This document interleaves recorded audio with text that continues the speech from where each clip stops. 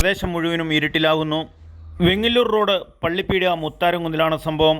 ജനറേറ്ററുകൾ ഉപയോഗിച്ച് ദൈനംദിന ഹോട്ടൽ കാര്യങ്ങൾ മുന്നോട്ട് പോകാൻ തന്നെ ബുദ്ധിമുട്ടാണ്. വീടുകളുടെ അവസ്ഥയും UPSകൾ വരെ ചാർജ് ചെയ്യാൻ പറ്റാത്ത അവസ്ഥയിലാണ് നിലവിലെ സാഹചര്യങ്ങൾ. കാലപ്പഴക്കം ചെന്ന ട്രാൻസ്ഫോമറും കാലപ്പഴക്കം ഉള്ളതും കപ്പാസിറ്റി കുറഞ്ഞ ട്രാൻസ്ഫോമറാണ് ഇവിടെ നിലനിൽക്കുന്നത്.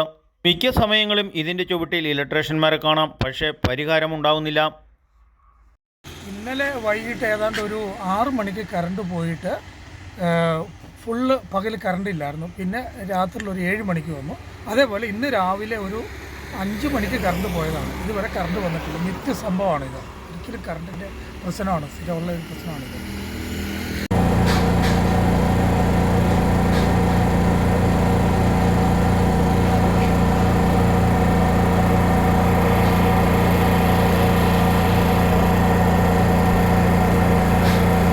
ഇതാണിപ്പോൾ മുത്താരംകുന്ന് പ്രദേശങ്ങളിലെ അവസ്ഥ. ദിനംപ്രതി 1500 രൂപയുടെ ഡീസലാണ് ഒരു സ്ഥാപനത്തിലേക്ക് തന്നെ വേണ്ടി വരുന്നത്. നിൽക്കുന്നത് വെങ്ങല്ലൂർ ഊന്നുകൽ റോഡ് പള്ളിപ്പീടിക എന്ന ജംഗ്ഷനിൽ ട്രാൻസ്ഫോമറിൻ്റെ അടുത്താണ്. ഈ കാണുന്ന ട്രാൻസ്ഫോമറിൽ നിന്ന് പോകുന്ന കറണ്ട്, ഇവിടെ ഏതാനും പേർക്ക് കറണ്ടുണ്ട്, കുറേ ആൾക്കാർക്ക് കറണ്ടില്ല. ഇത് നിത്യസംഭവമാവുകയാണ്. ഇതിന് പരാതികൾ കൊടുത്തിട്ടുണ്ട്, എന്നാൽ യാതൊരു പ്രയോജനവുമില്ല.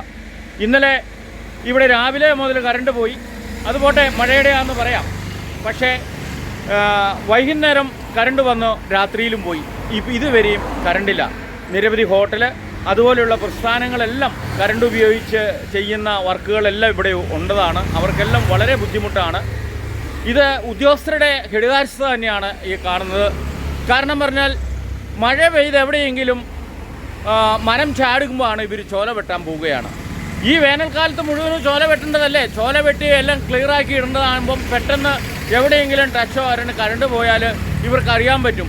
ഇപ്പോഴും ഇവർ പരിചയസമ്പന്നർ കുറഞ്ഞ സ്റ്റാഫുകൾ വെച്ച് ഫീൽഡ് വർക്ക് ചെയ്യുന്നത് നാട്ടുകാർക്ക് കറണ്ട് സമയത്ത് കിട്ടുന്നില്ല എന്നുള്ള വലിയൊരു പരാതിയാണ്. ഇത് വലിയൊരു കെടുകാര്യസ്ഥതയാണ് ഉദ്യോഗസ്ഥരുടെ. എത്രയും പെട്ടെന്ന് ഇത് കറണ്ടില്ല. ഇന്നിപ്പോൾ ഇതുവരെയും കറണ്ട് വന്നിട്ടില്ല. ഇന്നലെ രാത്രി പോയതാണ്. എന്ത് ചെയ്യാനാണ്? ജനം എന്ത് ചെയ്യും? ഇത് ഉദ്യോഗസ്ഥർ കാണുന്ന വലിയൊരു അവസ്ഥയാണ്. ജനറേറ്റർ ഉപയോഗിച്ച് മടുത്തു. മറ്റ് ചാർജ് ചെയ്യുന്ന സാധനങ്ങൾ ചാർജ് ചെയ്യാൻ വരെ സാധിക്കാത്ത വലിയൊരു ദുരാവസ്ഥയിലുള്ള സാഹചര്യമാണ്. നിത്യസംഭവമാണിത്. മഴക്കാലം ആരംഭം മാത്രമാണ്.